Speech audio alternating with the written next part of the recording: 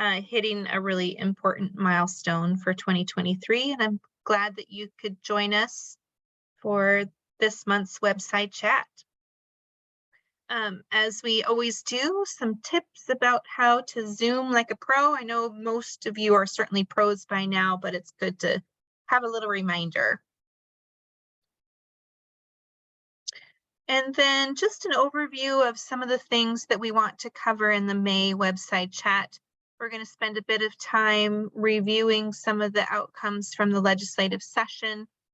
We want to talk to you about some changes to some administrative rules that we're going to be making over the course of the rest of 2023. You're going to hear an update from Amy Marchwick about the Montana Shared Catalog office hours. We have a quick update about the upcoming fall workshop in September, and then an announcement about the public library standards process, which is kicking off again for another year. So a few updates from the state library itself, and then Tracy's going to share some updates about some of the bills that we're tracking that we want you to be aware of. First, the really positive news is that House Bill 91 to revise state aid has passed the legislature.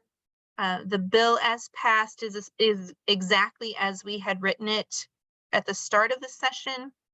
It went on a very roundabout path and was amended about 4 different times before it finally came back in the form that we initially proposed. It does allow for tribal college libraries to be eligible for state aid. It increases the per capita revenue amount from 40 cents to 50 cents per capita. And then it extends state aid through June of 2026. So we're continuing that pattern of a 6-year reauthorization for state aid. This legislation will require us to make some changes to the administrative rules that we'll talk about a little bit later. Specifically, we need to update the formula that determines how state aid is distributed to account for the addition of tribal college libraries. And so, of course, it's not too early for all of you to be thinking about the impact having state funds mean for your library. We'll have 6 years to talk about the importance of that funding, to showcase stories and information about its impact. Really encourage you to reach out and thank your legislators, especially those that supported this legislation through the process. You can find out that information if you check your email on Wired. MLA was doing a great job of sharing updates about legislative votes on that particular bill. And then invite your legislators and other officials into your libraries and talk to them about the funding that you receive and how you're putting it to good use to benefit your communities and your patrons.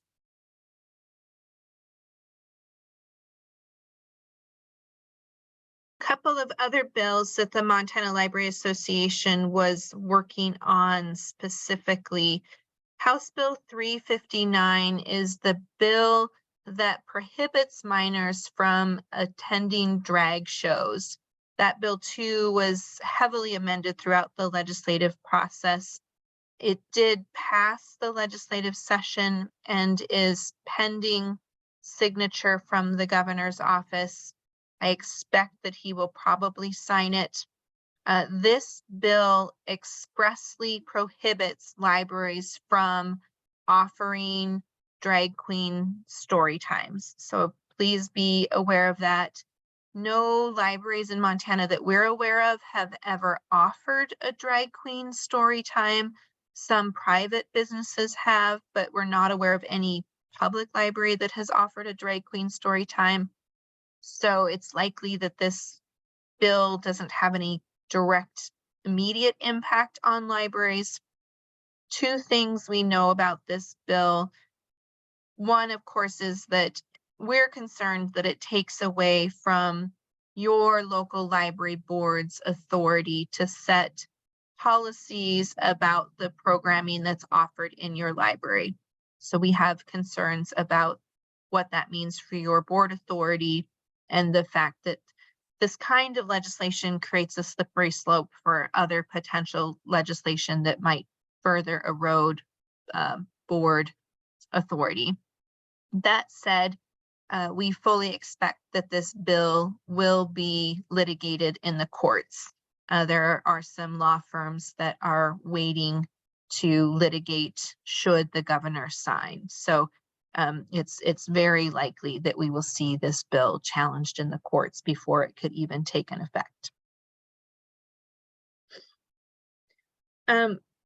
There's a question in the chat about whether a library director, from a library director, about whether or not a private group could reserve a meeting room and host an event under this law. My read is that that would not be allowed. The language itself of the bill is very broad. It doesn't specifically reference the library offering the programming. It's broad enough that it seems that even a private group could not hold such an event in a library. That's my non-legal read of that bill. And then the other bill that MLA was really advocating against was House Bill 234, which revised dissemination of obscene materials laws. That bill also passed, but it was so heavily amended that it really has no effect on public libraries or school libraries or museums as was originally drafted. It really just clarifies the existing obscenity laws that already existed and has no impact on libraries. And so for that, we're very, very grateful for that work. And then there were a number of bills that would have limited or restricted or put sunset dates on the funding that public libraries rely on, including dedicated levies. And thanks to a lot of hard work, all of those bills failed the session. So we're still monitoring a number of other bills that could have some minor impacts here and there, but overall, the bills that could have had a pretty detrimental effect on library funding all failed during the session.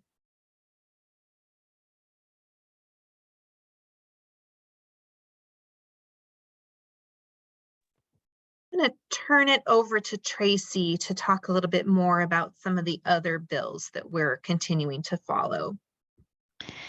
So typically speaking, both Jenny and I, we monitor bills as the legislative session is going on. And I have learned to pay attention to ones that impact local governments because they typically trickle down and impact you as libraries as well. And so not all of these have been assigned a chapter number, which is really when they kind of officially are law, but they're in various stages of the process, most likely going to become law. And so the first one, House Bill 543, for any of you who might be looking at a mill levy election, this would impact you. And so there were a lot of bills about mill levies this year and mill levy elections.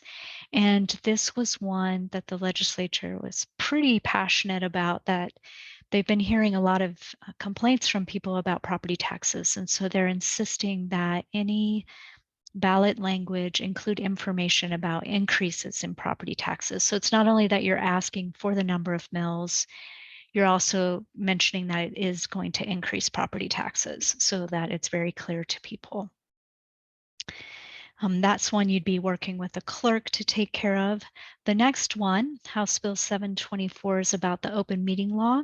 And this is something, if you aren't already doing it, this law will require you to post your library board's agenda and public notice electronically. It can be on your website or on your social media page, but you will need to post both of those things. So your public notice is now going to need to include an agenda if it doesn't already do so.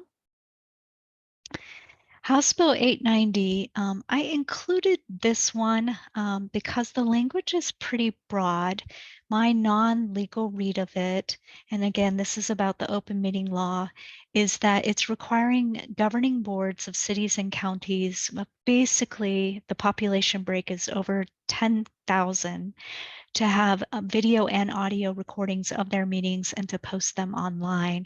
And then cities or counties below that threshold would need to have audio recordings available. Now, my non-legal read of it is it's just your city council or your county commission. However, it is written broadly, and so it's going to really require an attorney to kind of weigh in. I want libraries to be aware of this just in case you are told by your city or your county that you need to start recording your board meetings so that you understand why they might be asking for that information.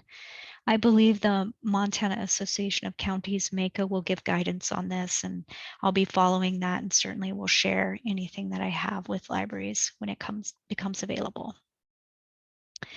Senate Bill 117 is kind of an interesting one, and it basically says that like your library foundation, if you were having a mill levy election and your library foundation was volunteering to help pay for, say, absentee ballots because you're going to have your election at a different time, they can no longer do that. Only public funds may be used to pay for any election costs. You know, in terms of lobbying and marketing and campaigning, that still is obviously in the realm of the private, your nonprofits or a committee that you form for an election. But if there are any costs associated with running that election, like that printing of the absentee ballots and so forth, that cannot be paid for with private dollars. Only public funds may be used. Just pause here and see if anyone has any questions before I go to the next slide.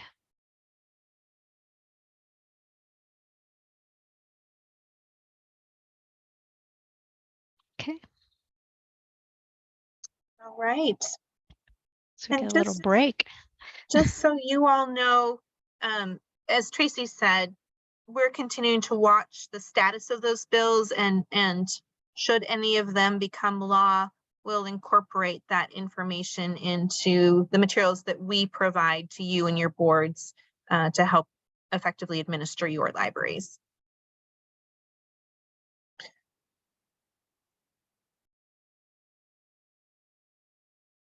Any other questions about the legislature?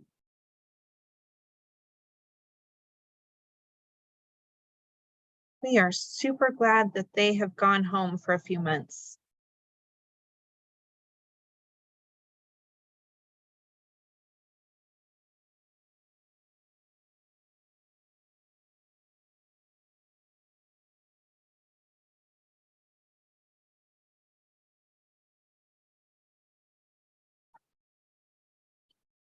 So as I mentioned, some of the changes to state aid are going to necessitate that we look at our administrative rules that govern the administration of state aid. And going through this process, we also want to go back and revisit a couple of the public library standards that libraries must meet in order to receive state aid. We've been asked during the legislative process to provide greater clarity about what the administrative rule for the MLS degree requirement means when it says or equivalent degree. So we're going to work with a task force of librarians, as we did when we revised the public library standards, to consider that question and to hopefully provide greater clarity around that particular public library standard. We have a public library standards that says that library budgets will show year-over-year growth. We're not sure if that's actually a realistic standard, so we want to go back and revisit that particular standard. And then I want to provide greater clarity about what it means when a library is facing a hardship that means that they can't meet one or more of the public library standards, and then to better define that deferral process. We recognized as we were considering some of the challenges coming out of the Imagine If Library last year that those particular administrative rules would benefit from having greater clarity for all of the parties involved. So again, we're going to be working with a task force to help us further refine these particular standards. I mentioned that we need to revise the formula for distributing state aid funding so that we can include tribal college libraries. That work will also happen through this administrative change process. For our tribal college libraries, because this process will likely take several months to get through, the first year the tribal college libraries would then receive state aid, assuming they meet the public library standards, will be fiscal year 25. So a little over a year from now, once we have that final administrative rule set.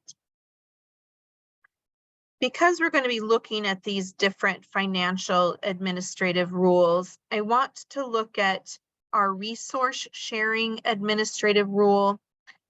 The way that rule is written right now, and it's about 12 years old or so, it requires us to split our state funding that we have for resource sharing 50-50 between OCLC and the Montana Shared Catalog. That was a change that was implemented, like I said, about 12 years ago, from what was originally our interlibrary loan reimbursement funds. We had seen a decline in that funding, and then as new technologies like the shared catalog and work like the Partners Group changed how we were providing interlibrary loan, the state library found that that money was not necessarily being used effectively or shared very equitably. And so the state library at that time created this new administrative rule that requires that funding to be split 50-50. We know now that we consider resource sharing in many different ways and offer new services that we didn't necessarily contemplate more than a decade ago, including services like Montana Library to Go and other kinds of e-content, the courier, and other services that really make up that ecosystem of resource sharing. And so I think it's time for us to review that particular administrative rule, because in some ways it's really hamstringing how we budget for those particular services. And then finally, we're wrapping up a study of our federation law and administrative rules. And the commission will be asked to consider the recommendations from a task force that conducted that study at their meeting on June 14th. And some of the recommendations from that study involve a cleanup and updating of the administrative rules that pertain to our Montana Library Federations. And so that work will also go on over the next several months. We plan to launch this work with the June 14th commission meeting. And as I said, we'll be working with librarians and library board members in the commission to go through the process. Our hope and intent is that we can, at a minimum, have draft administrative rules to the commission by October.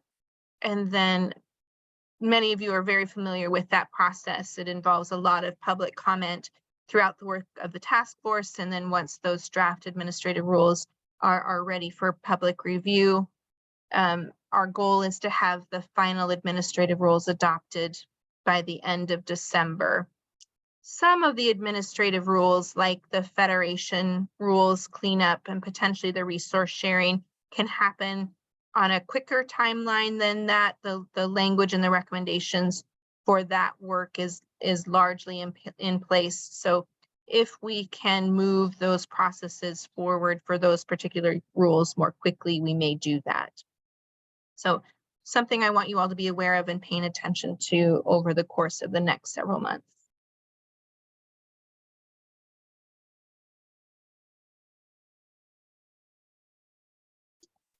Any questions about the administrative rules process?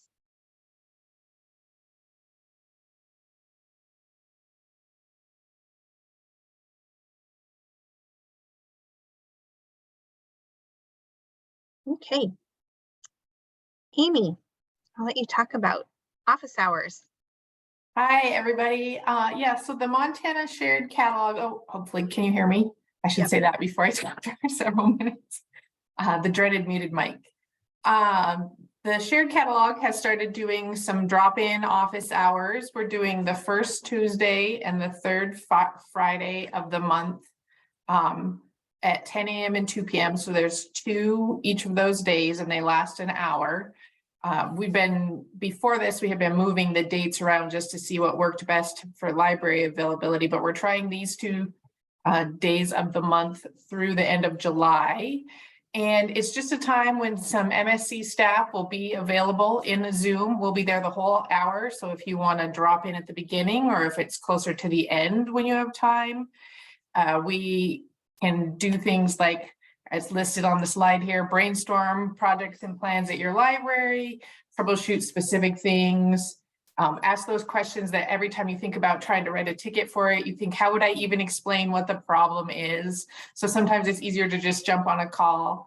And we have people who just drop in to hear what other librarians are asking about, to see if it's, sometimes it reminds you of a question you had, things like that. So we've had questions from everything from what length of time should I have my patron cards expire in, to I just took over serial controls at my library. We've already got it set up, but I don't really know how to use it. Can you give me kind of a quick intro, or things like that, to make some configuration changes? So, like I said, there will be MSC staff available that whole time. You don't need to let us know ahead of time if you're going to drop in. If it's just a spur of the moment thing that you have time, we would love to see you there. We're just trying to encourage some other ways of communication. We're always happy to take a ticket, but we know that sometimes that's not the best or most accessible way for you to get some help. So we are starting these office hours. All right, thanks, Amy.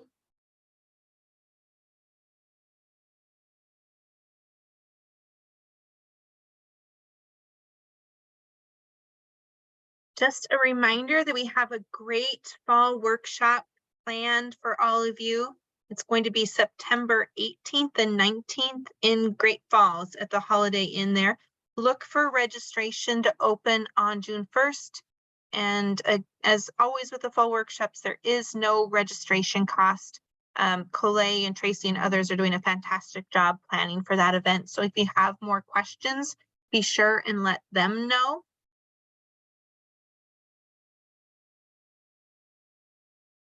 And then finally, a reminder that the public library standards process are now open. So you're encouraged to go ahead and submit those, the standards forms to us. There was an email sent about how to submit your standards.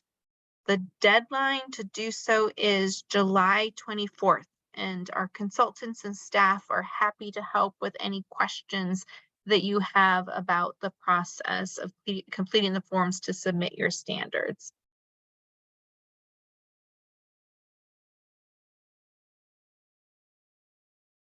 Looks like there was a question in the chat about whether or not the fall workshops count toward continuing education. Colette says they sure do, absolutely.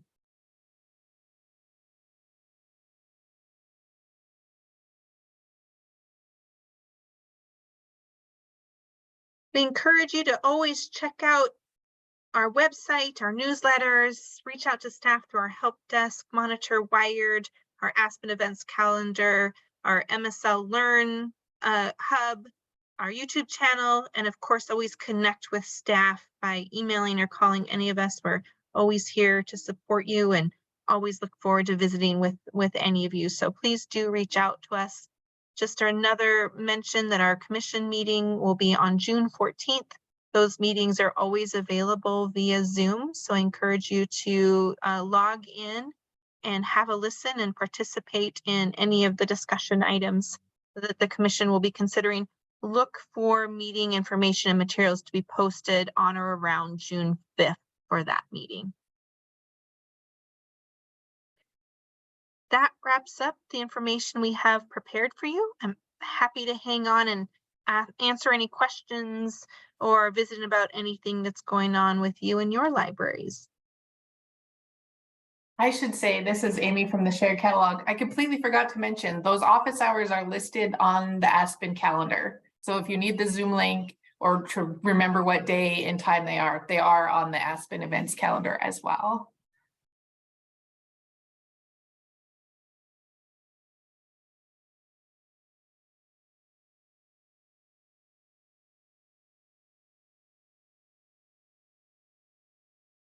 Information from the task forces regarding the administrative rules will be shared mostly through our website. We'll have a website dedicated to the work of the task force, where we'll share information about their meetings and the members and discussion documents that they may be considering, etc.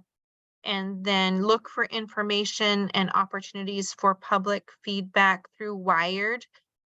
In particular, I expect that the administrative rule regarding the degree requirements may garner a significant amount of public comment. So we will make opportunities for public comment probably through Zoom meetings as we've done previously. Once we get to the point where we've posted draft administrative rules through the Secretary of State's administrative rules process, if we have enough interest, we would likely have a public hearing on that particular administrative rule change. All of those opportunities to provide feedback would be announced via our various news channels as well as via Wired. And then ultimately, the discussions and recommendations and final decisions will be discussed in State Library Commission meetings. So keep tabs on those agendas probably in October and December if we stick to the timeline that we have proposed.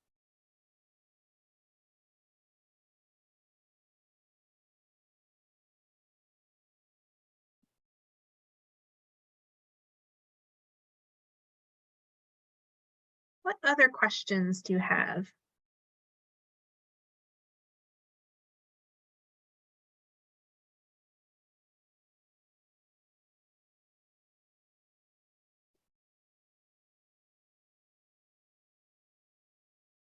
If you'd like to unmute, we'd certainly like to hear your lovely voices if you have questions.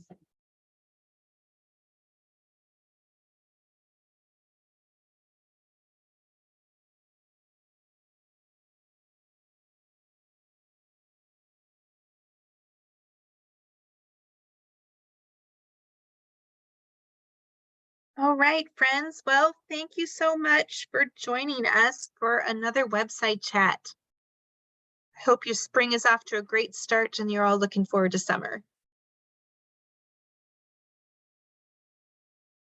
Thank you, Jenny. I will have the recording from our session today posted a little bit later this afternoon, along with the slides. All of that will be accessible in Aspen and then also on the YouTube channel. If you didn't register for today, don't forget to go in and claim your credits in Aspen. And I just am ready if you have any questions about continuing ed too. So thanks so much and have a great weekend. Bye, everyone.